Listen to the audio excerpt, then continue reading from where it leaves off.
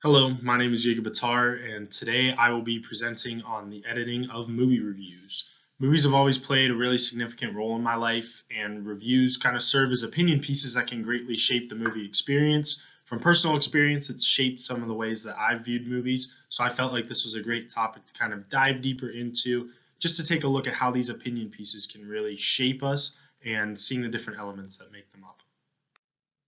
So for today's presentation, I've kind of broken it up into multiple different sections when looking at film reviews. So we'll be taking a look at the history of movie reviews, kind of the different elements as well that make up film reviews in a separate section, the different forms of analysis that different movie critics can use when breaking down a film, as well as then the impact on audiences, and then what I see as the future of film reviews, as well as some challenges.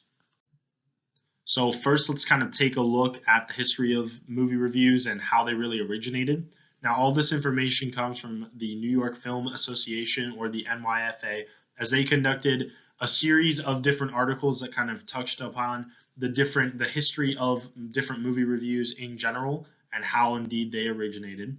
So movie reviews date all the way back really to the earliest films in the early 1900s, really since film has become a major part of the culture of the United States. Really, film reviews have been present. However, they weren't really widespread at first, as they were primarily only found in major newspaper and magazine companies, and were really only found in major markets such as New York, Chicago, and Los Angeles. But naturally, as more theaters popped up across the country, more kind of smaller markets were interested in film reviews as word began to spread kind of across the country about these film reviews and how different critics were taking a look at films and kind of suggesting whether or not they would like to see the film or not. So people were interested in seeing other people's opinions about films in general. So as this popularity kind of grew, all outlets really began to have film reviews present in their newspaper articles. However, they didn't really have specialized critics. Not all newspaper companies did. So what newspaper outlets did that didn't necessarily have a movie critic on hand was they began assigning reviews to sports and news journalists to kind of fill the need that they had. Now, once people kind of saw through that a sports journalist and a news journalist didn't necessarily know that much about film reviews in general, these newspaper companies did indeed hire more specialized journalists as the popularity continued to rise, and film reviews really played an integral part in the movie experience. So now I'd just like to touch on some prominent reviewers that have kind of helped shape the movie review industry in general. Again, all this information comes from the New York Film Association.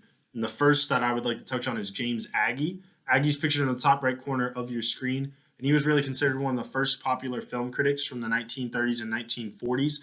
And this was simply because he had well-established credibility. Agee was also a film director and screenwriter, so his reviews were really more script-based writing and were dove deeper into films, so therefore people liked his credibility and really got with his articles that were published in the Fortune magazine. Otis Ferguson is pictured directly underneath James Agee at the bottom right corner of your screen. He was also a prominent reviewer in the 1930s and 40s.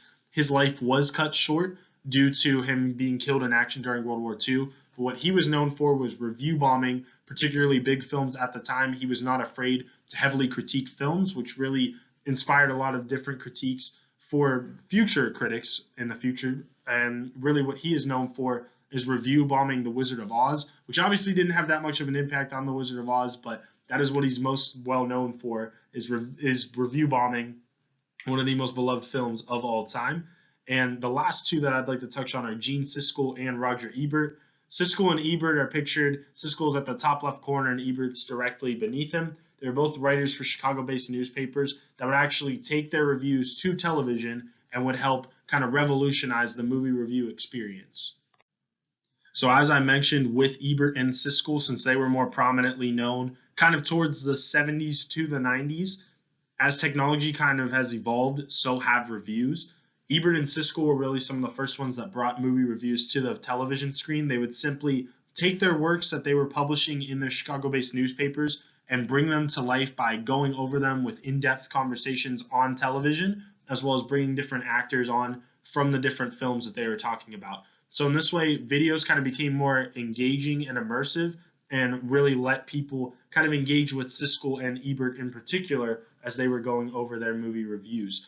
With these reviews on television shows, eventually, of course, with the evolution of the internet, there was more of an emergence of internet-based sites as well, such as Rotten Tomatoes and IMDb. These were quick rating systems that you can put little reviews on as well, which this, of course, is still a prominent part of our culture here today. A lot of people still go to these websites, as well as now many individuals can review their own movies with the emergence of the internet, as well as social media in particular. More individuals that didn't necessarily have a film critiquing background were now making it more difficult for trained pros to get their articles out, as there was more competition in this way, with these different individuals being able to post their content so quickly.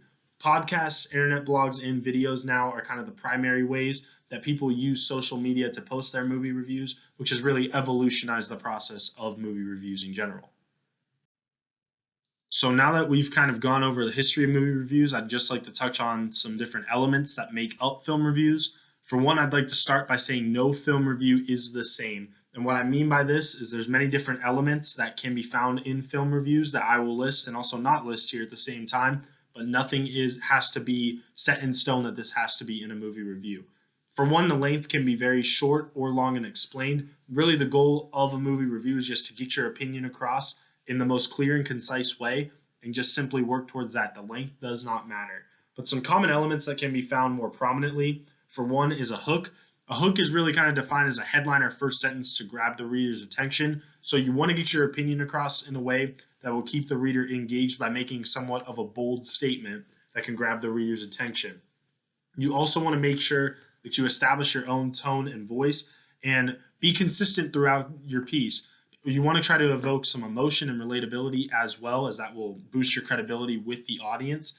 And according to the Wisconsin Whitewater School of Film, when you create this form of emotion and relatability with your audience by stating something like, this film review kind of took me back to when I was watching a movie with my family, more individuals will connect with your piece if you can create some sort of emotion or relatability to the audience, and they'll be more engaged with your piece in general. And again, making sure that you're being clear and concise to the audience. You just want to be thorough on what you liked and disliked about the film, but also at the same time want to make sure that you're putting it in the simplest terms for people to understand what exactly you liked and disliked about a film.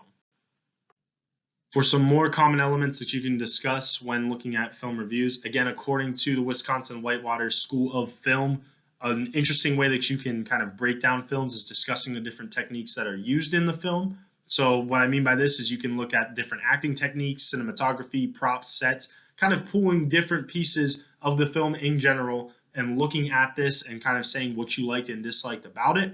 You can also discuss common themes that can be found in these films, but keep the genre in mind. For example, if you're reviewing a kids film that's kind of geared towards kids and family in general, you might not want to go super in depth on what all the hidden meanings are of the film, but you could still discuss it. Just don't necessarily try to make your whole review about the theme in general. Just keep the genre in mind when discussing themes. And the most important part of a film review is giving a little bit of plot explanation. Describe major points. For example, if you like the pacing of the film, if you like the beginning, the middle, or the end, you can discuss that. But at all costs, make sure to avoid spoilers unless you leave a disclaimer at the top. If a reader reads the review prior to seeing a movie and sees a spoiler, they, for one, will most likely not go watch that film, and for two, will likely not read a review of yours again, as you're simply giving away their movie experience before they're actually experiencing it. So to establish more credibility here within film, you can go over different types of analysis in your film reviews. All of these 4 forms of analysis come from the University of North Carolina, Chapel Hill, and these different types of analysis can be used to kind of break down different elements of film. For one, semiotic analysis deals with signs and symbols for inanimate objects, also known as Easter eggs in this sense. So if there is a certain piece of the film, a certain prop that has a hidden meaning, you can kind of discuss that a little bit in your film reviews, as the audience might like that, or different pieces from prior films. For example, I like to think of in The Force Awakens, Star Wars The Force Awakens, when Anakin Skywalker's lightsaber appears, you can mention something like that in your film reviews because people will like the nostalgia and they'll see that as a hidden Easter egg that will pique their attention. Narrative analysis deals with plot, pacing, character interactions, as well as kind of overall elements contributing to the main storylines within the film, kind of what I touched on the last slide as well. Cultural and historical analysis It deals a lot with the time and setting that a film takes place in. This is more prominent in different period pieces, such as you can analyze whether a World War II film fits within the timeline as well, or you can also compare films to different films of the past. For example, if you have a time travel movie, you can compare it to another prominent film such as Back to the Future to see if there's any similarities and differences. And lastly, mise-en-scene analysis kind of deals with different film elements such as editing, cinematography, lighting, and many more elements as well, kind of more specifically towards the filming process. This will allow the reader to kind of get more of a sense of what the different techniques were used in the film, and they might appreciate that in a film review. So now that we've touched on the history of movie reviews as well as the different elements that make them up, I'd just like to touch on the impact on the audiences that film reviews have. So ultimately, at the end of the day, movie reviews are indeed opinion pieces, but they're also works of persuasion. A film critic is simply trying to persuade you to have the same viewpoint that they have and try to influence whether or not you go see a film. Now, different elements kind of make up film reviews on the power that they truly have. And Koshki, who is actually a psychologist who conducted research on what's called emotional valence, she states that in terms of films actually seek a great deal of valence and volume. Valence is seen as whether or not a reviewer kind of likes or dislikes the film, so a thumbs up or thumbs down. Obviously, more positive valence towards a film will most likely allow readers to be more interested in the film. Even a more negative approach, though, as well, something that's being very negatively received, might pique somebody's interest as they might say, I wonder why people don't like that movie so much, and actually be interested in going to see the film. Volume just simply deals with the amount of reviews about a film. The more reviews, the more the word is spread, and this will then create more buzz towards the film. If films receive more mixed reviews, this might cause a little bit of a conflict in a person's mind, but obviously the more positive the review, the more likely that the audience is wanting to go see that film. But even more negative the film is, they might be interested in seeing that in a bizarre way. Valence and volume ultimately generate buzz and conversation, which is the goal that filmmakers have when film reviewers review their film. Now, as I mentioned on the previous slide, an abundance of reviews really piques interest, which is the ultimate goal for a filmmaker when their films are being critiqued. But also, certain reviews that evoke emotional ties to a film can really draw a reader in and make them want to go see the film. According to Picara and his research staff of psychologists from a study looking at what contributes to movie success, they found that different movies that kind of create relatability and they draw enough interest for the film in general, that can create a lot of buzz that can be displayed in film reviews. So ultimately, audiences who relate to the movie review, if a movie review is generally positive or talking about the relatability within a film, they can be more persuaded to attend, which would ultimately lead to more box office success, as really with lots of buzz from film reviews, box office numbers generally do increase for these films. And lastly, just like to touch on the future that I see for film reviews and the challenges in general. For one, I believe that ways to reviews will continue to grow as technology will continue to evolve, so will ways that we consume reviews. Video will continue to emerge as an immersive form, I truly do believe, but as different platforms do arise, then that will certainly be a way for different film reviews to be created.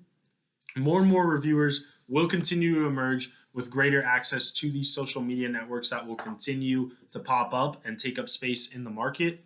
And with more platforms to choose from, this can become more challenging to see which ways are the most engaging for viewers. And in general, especially for professional critics, this might cause challenges to see what exactly they should post their content to, which may in turn make it difficult for professional film critics to publish reviews and differentiate themselves, as there will be so many platforms, so many different reviewers as well, that we could see the professional critic job really leave in general right before our very eyes.